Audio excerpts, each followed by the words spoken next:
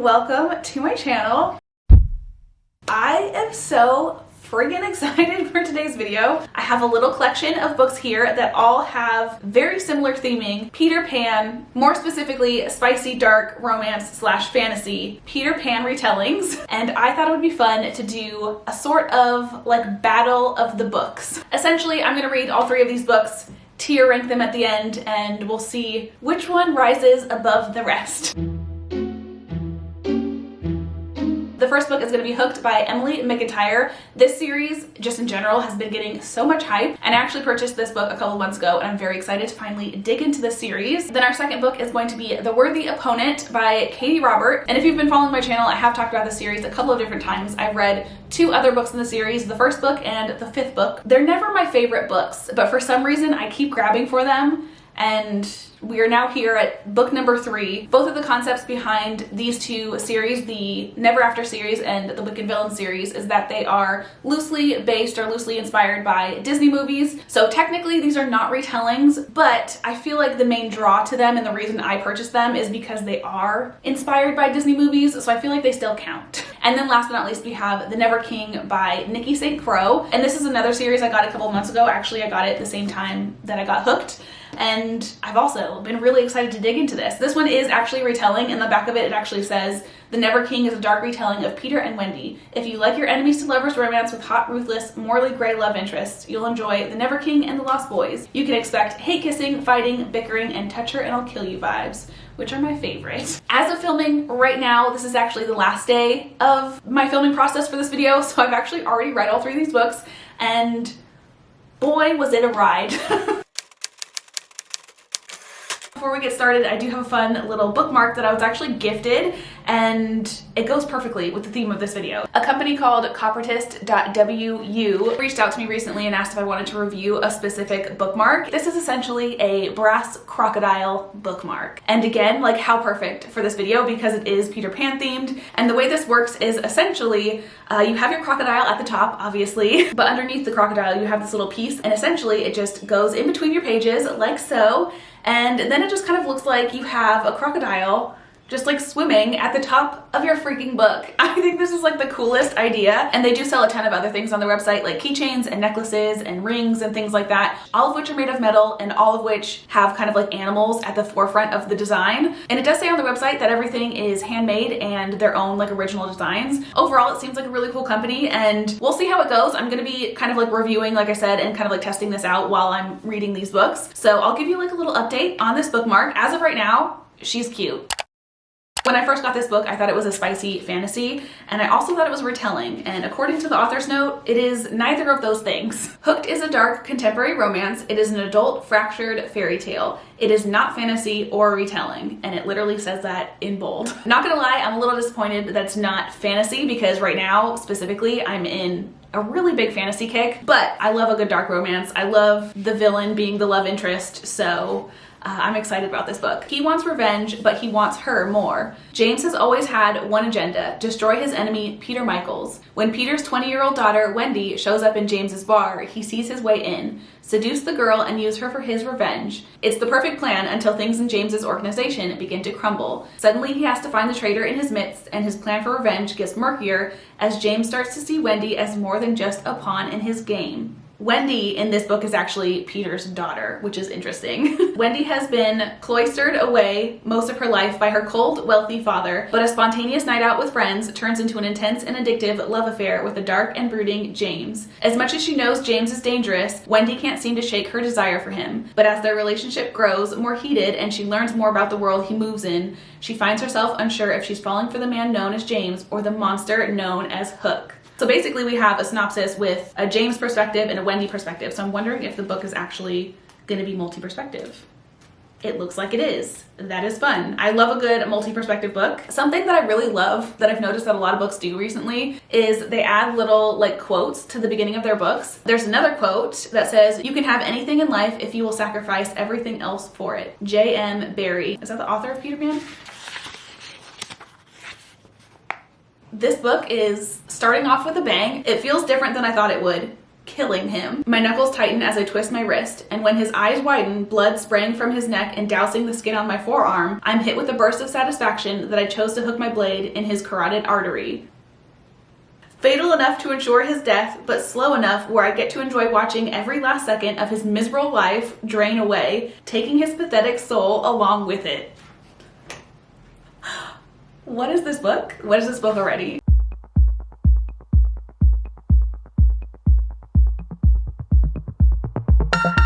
So the guy that he just killed with the pathetic soul, that was his uncle. We got to do a little Google research. It just said James and his last name, which is Barry, so it's James Barry, which is the same name as the quote from the beginning of the book. Captain James Hook is a fictional character and the main antagonist of J.M. Barrie's 1904 play Peter Pan. So Peter Pan actually started off as a play, which is interesting. Also written a very long time ago. So the author essentially wrote himself, or at least like named the villain in his play after himself. I kind of freaking love that. Ooh, so aside from the names, we have our very first like little nod to Peter Pan the movie. It says, I kick his leg out of the way, his hideous crocodile boots splashing in the blood that's pooled underneath his body. This book has a lot of gore in it so far. I'm literally on page 3 and there's so much information, so much blood.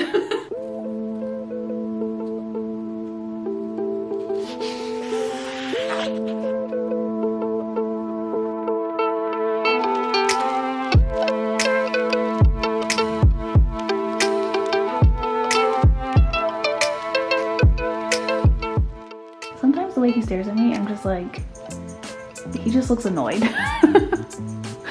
Like he's just like, what do you want, woman?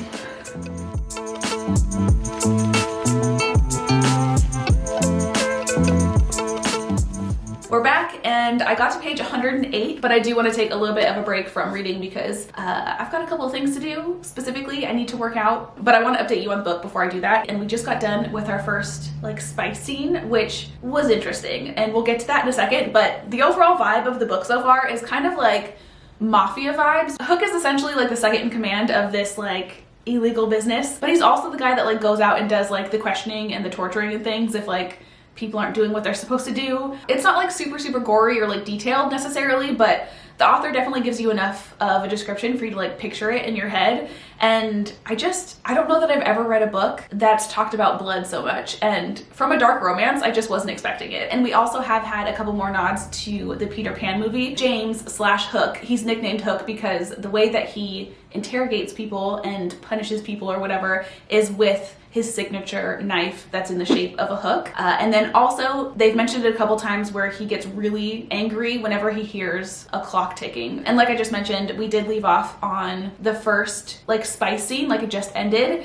And the overall vibe of like Hook and Wendy is very kind of like insta-love vibes, which is not typically my favorite because for the bajillion time, I've said this so many times in other videos, but like I love the tension of romance novels. And this one really isn't giving much tension. Like they've kind of like barely interacted. Like they've only, I think, talked to each other a couple of times and they've already had a spice scene. But also that being said, the spice scene in and of itself, why does it feel like, this might just be me, but I feel like with all of these kind of like dark romance or like fantasy romance novels, why are the women always virgins? I don't know, it's just becoming a little bit of a pet peeve because I understand that that's kind of like a desiring point or whatever from the male's perspective, like she's untouched, she's pure, whatever. It just seems like such like a back in the day type of notion, and the majority of the writers of these books are women, so like can we get rid of the whole virgin fantasy thing, please? Especially because in these types of books, the first spice scene is kind of intense. Like there was some choking. In another circumstance, I've read a book where there was like multiple partners. Who's having multiple partners their first time around? I just feel like it's kind of like a pick one type of situation. Like either we're a virgin and we're pure, or we're, you know, having a spice scene with multiple partners and some light choking. So that's my little rant about that. I'm gonna put my book down, get my pre-workout ready, and do my workout, which today's a leg day, and those are my least favorite. When I first started like weight training, I thought for sure leg days would be my favorite. No, not the case at all. I love an upper body day. Hate, loathe a leg day.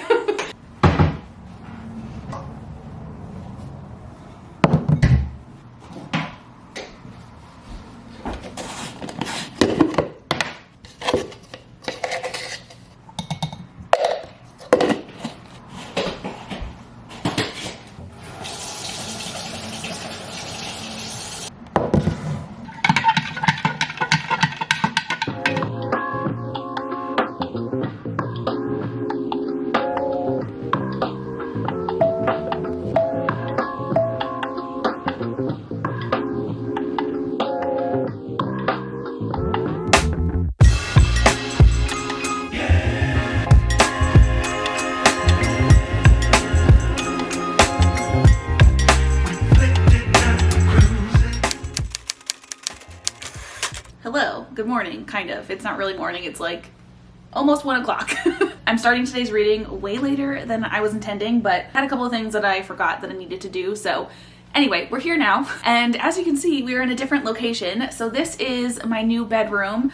My bed's not made very nicely. Basically, one of Kevin's brothers moved out, so we decided to move our bedroom into this room, his old room, and then our old bedroom slash my library slash office slash my whole entire life is now just an office slash library filming space kind of a thing. Point being, I'm excited to have another little space to film in, and I'm gonna film in here today. Let's talk about our books. I did finish Hooked last night, and I think I'm gonna rate it like 3.5 or so stars. Star ratings are starting to get really difficult. For some reason I thought like the more books that I read, the easier it would get to rate things, but I feel like the more books I read, the more difficult it is. Overall, I enjoyed the story decently enough, and I really did appreciate the fact that the author put Peter Pan inspirations or like Hook inspirations into the story. It was really fun to kind of like pick those things out. Let's move on to our second book, which is A Worthy Opponent by Katie Robert. I did go ahead and dress for the occasion, which these purples are literally like exactly the same. I think I mentioned this yesterday, but I'm gonna say it again. This is the third book in the Wicked Villains series, and these are similar to the Never After series, where each book is inspired by a different Disney movie, but they are all within the same world. I'm gonna go ahead and read the synopsis for this. It says, "Once upon a time, I was a girl who believed in love and happily ever afters. Now the only thing I believe in is revenge. Unfortunately for me, there's only one man willing to help me, Hook. I should have known it wouldn't be out of the goodness of his heart. He doesn't have one. Hook wants his ring on my finger and me on my knees before him, and he won't take no for an answer. I'm willing to pay any price in order to bring our mutual enemy down, even if it means I lose my soul in the bargain." This book also does have a content warning. It says, "This book contains an abusive ex-partner. Most of it happens in the past off page, but it may be triggering for some readers." So far with each of the books that I've read in this series, they do kind of seem to have their own theming, which that actually reminds me of something else I wanted to say about Hooked. So really quickly, let's go back to Hook. One of the things that I did find a little cringy, Wendy basically has like big daddy issues. She always wants his approval. She doesn't really get it, kind of a thing. But of course, like then walks in James and he gives her that approval. And just like the way that they interact sometimes, specifically like the spicy scenes, he would praise her for certain things and she'd be like so happy about it and feel like fulfilled because she doesn't get that from her dad and that kind of thing. But it's like, you're doing spicy things. The first book in this series was very similar to that. That's why it reminded me of it. That's definitely not my kind of theming that I like with my spice. It just kind of cringes me out a little bit. Back to my point about these books, they all do kind of seem to have their own theming. Like the first one, like I said, is kind of like a daddy issues. And then it also said it was like consensual non-consent. And then the fifth book in the series was kind of more of like a throuple situation. So I am kind of curious what this one's going to be about. I've literally only read the first paragraph, but there's definitely like a common theme between these books. They all seem to take place, or at least at some point, eventually end up in the underworld, which is basically an adult club. And like I mentioned before, they're all in the same world, so you do run into other characters that are in other stories. So for this one, Tink is already kind of like talking to Gaeton, something like that. It's supposed to be Gaston from Beauty and the Beast, but it's Gaeton. So that's also another example of what this author does. She always uses the names as inspiration, but she tends to change them slightly, which a lot of the times makes it more difficult to pronounce.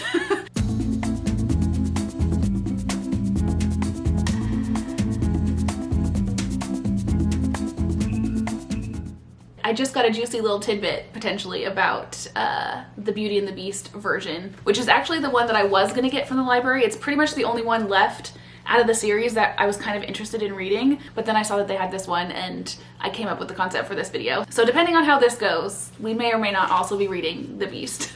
Does the front of the book say the order? Okay, so The Beast is actually the one after this one. So that might be why she's talking about it in this book, because it kind of builds anticipation for the next book. Which one did I miss? Book number 2, Learn My Lesson. That gives absolutely nothing away. I have no idea what that's about. Kind of curious now though, so let's look it up. Feeling I'm not gonna finish this book today because I feel very like distractible today. According to Amazon, there's actually 7 books in the Wicked Villains series. Learn My Lesson. It has blue smoke, so I was gonna say it must be Hades, and it is. A single night with Megaria.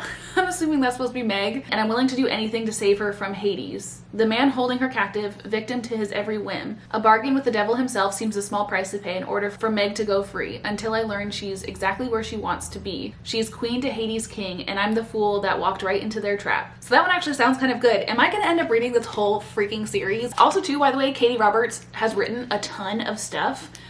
So even if you don't like these, there's other things. The Neon God series, I read the first book, and that one I actually liked a lot better than these ones. Anyway, I'm literally on page 2, so I need to start reading and stop getting distracted. I haven't been reading for very long. I'm only on chapter 4, page 29. What time is it? 2:20. It's been almost an hour since I started reading. I keep letting myself get distracted. I've been on TikTok, YouTube, Instagram. I was playing with my dog for a little bit. It's Thursday today, so it's kind of like the beginning of the weekend for me. Like Friday, Saturday, and Sunday is kind of like my weekend, and I feel very like anxious to get to it because we have a lot of fun things that we're doing this weekend. So I think maybe that's just kind of like that energy is making it hard for me to like sit still and just read a book.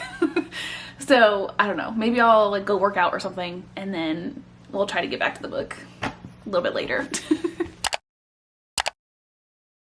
I had a few books that I had to return. This is the entire Cruel Prince trilogy, which we will be talking about at the end of the month. And my first stop is always the new fiction, this Grady Hendrix book. I really want to read it. The cover of this really appeals to me, but I kind of want to wait until the fall. And then this book, Someone Else's Shoes, grabbed my attention because it was offered as a book of the month book a couple of months ago, and I almost got it, but I didn't. So I figured I'd give this a read. This book, The Jet Setters, always grabs my attention. I've literally read the synopsis for this book like 3 times already, and I just never end up getting it. And I didn't get it this time either, but one of these days I think I'm gonna have to, just because clearly the cover appeals to me. And then per usual as well, I went over and stared at the Riley Sager section. I don't know what it is, but I always want to get a book from here and I usually don't. But this time around we did grab The House Across the Lake and then also Someone Else's Shoes. So that was all I was going to get. But at the last second, I decided to get another book from the Wicked Villains series. I almost grabbed The Beast, but then I decided to just do Learn My Lesson, kind of catch up and read the books in order from now on.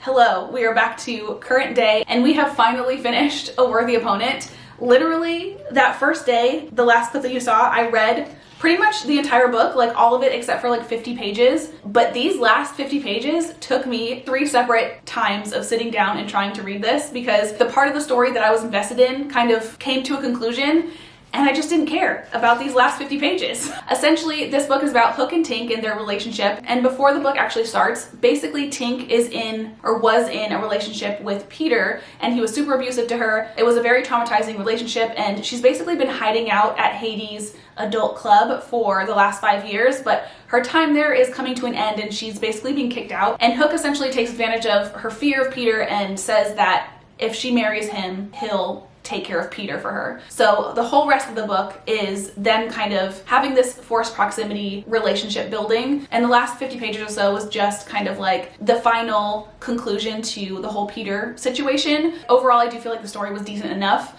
even though I did kind of check out at the end, but it was decent enough. I feel like these books are smut for smut's sake. Like, you're not going into reading this for a story, you're going into it to read some smut, and it is literally just like spice scene after spice scene after spice scene after spice scene with a little story, and then spice scene after spice scene after spice scene. It's too much smut. I like tension, and there's no tension in these. It's just straight to the action. I would give this book overall like a probably 2.5 star. First book in the series I gave 2 stars. The 5th book that I read in the series I gave 3 stars to, and this one I feel like is a little bit in between those two. If I didn't check out at the end, it would have also been a 3, but I think because it took me 3 days to read 50 pages, that's going to a 2.5 star. Now let's go ahead and talk about our last and final book for this video, which is The Never King by Nikki St. Clair. And I'm gonna be honest with you, I already read this and I didn't film a single second of it.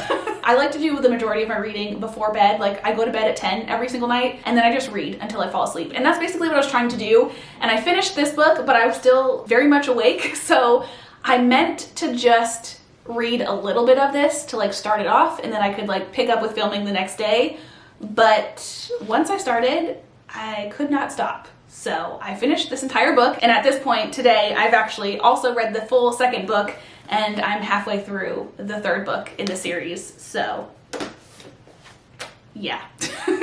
The this is a good series. The stories were all wrong. Hook was never the villain. For 2 centuries, all of the darling women have disappeared on their 18th birthday. Sometimes they're gone for only a day, some a week, or a month, but they always return broken. Now, on the afternoon of my 18th birthday, my mother is running around the house making sure all the windows are barred and the doors locked. But it's pointless, because when night falls, he comes for me, and this time the Never King and Lost Boys aren't willing to let me go. So that, I feel like, perfectly sets up the book, but that little synopsis really doesn't have anything to do with the actual story itself. I mean, it is in the sense of, like, within the first few pages, she does get kidnapped by Peter Pan and the Lost Boys, but the rest of the story is everything after what the synopsis says. And essentially that story is basically the whole reason that Peter kidnaps the darling women is because long ago he lost his shadow and he's trying to get it back, and he thinks that the darling women know where the shadow is. And basically this book is him trying to find his shadow using Winnie, who is not Wendy. It does mention on the back of the book that the Never King is a dark retelling of Peter and Wendy,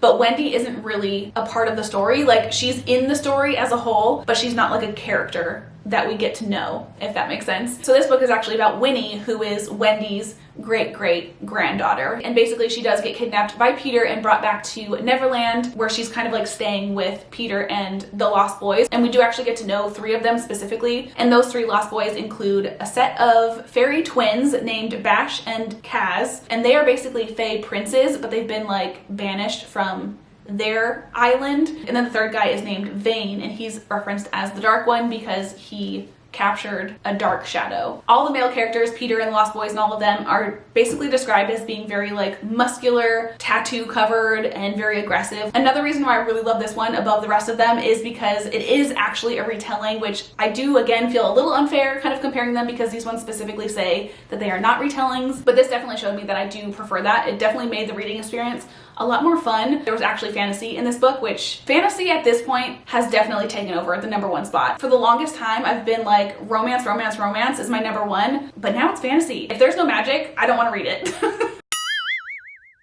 A couple of things. My camera battery died, but while my battery was charging, I read a little bit more of this book, and it reminded me of just how insane the smut is in this book. The dynamic between Winnie and the Lost Boys and Peter is basically that they are all not in a relationship, but like Winnie has relations with all of them. Sometimes all of them at the same time. Yeah, this is not going to be everyone's cup of tea. It's not my cup of tea, to be honest, but I deal with it for the sake of the story, which is so good.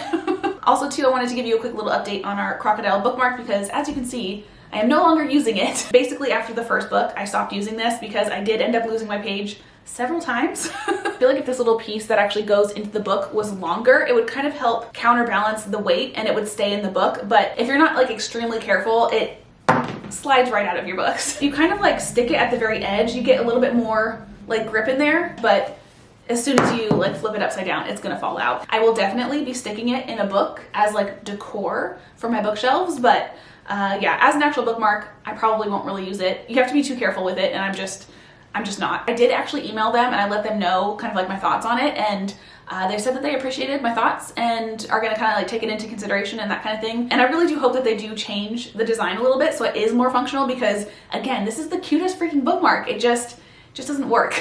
Anyway, my final thoughts on the Never King before we get into the rankings. I think I would rate this one at like a 4. Even though I am really loving the story, the smut is really not my jam.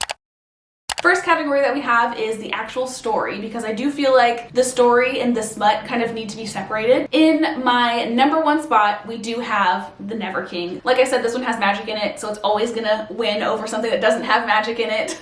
But also I just feel like this is the one that I was like the most excited to keep reading as I was reading it. And then in our #2 spot, we have Hooked, basically because it has a story. Not to say that The Worthy Opponent doesn't have a story, but if you took out all of the smut out of that book and you were just left with the story portion, it would be a very, very, very short book. And that actually perfectly gets us into our next category, which is the smut category. And in our #3 spot, sliding all the way from first, The Never King. A lot of it is very aggressive and it's just like not my cup of tea. And then shockingly, in our number 2 spot, we have The Worthy Opponent. I would have bet you money when I started this video that The Worthy Opponent would have been number 3 for this category. But here we are with it in number 2 because of the insaneness of the Vicious Boys series. And that leaves obviously Hooked as our number 1 spot. Again, there wasn't like a whole lot of tension. I didn't get any feels from it, but it's at least like looking in the direction of the kind of spice that I like, if that makes sense. And now finally, to wrap up this video, we have our overall tier ranking of all of the books. In our 3rd spot, our last place spot, we have The Worthy Opponent. Overall, the story was decent enough, but again, near the end, I completely lost interest in it. Next up in our number 2 spot, we have Hooked. I liked this decently enough. It was a good enough story. The whole mafia thing, I didn't think I was gonna like. I did. I didn't think it was gonna have anything to do with the Disney movie. We got little things here and there. The smut was a little intense, but there wasn't a whole lot of it. So it was a pleasantly surprising book. And then of course, I think it's to no one's surprise, in our number 1 spot, we have The Never King. Aside from like the crazy smut, the actual story itself is really fun and I'm really enjoying reading it.